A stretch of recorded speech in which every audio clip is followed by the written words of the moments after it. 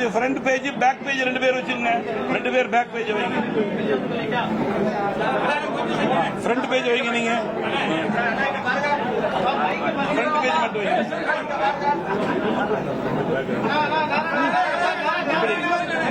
Sir கொஞ்சம் தயவு பண்ணி எடுத்துங்க. அப்படியே இருக்கட்டுமா அம்மா? அப்படியே வைங்க. அப்படியே காமிங்க.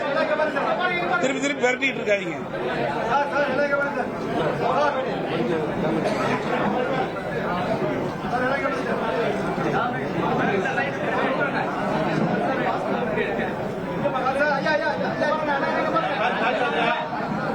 ரொம்ப நன்றியா.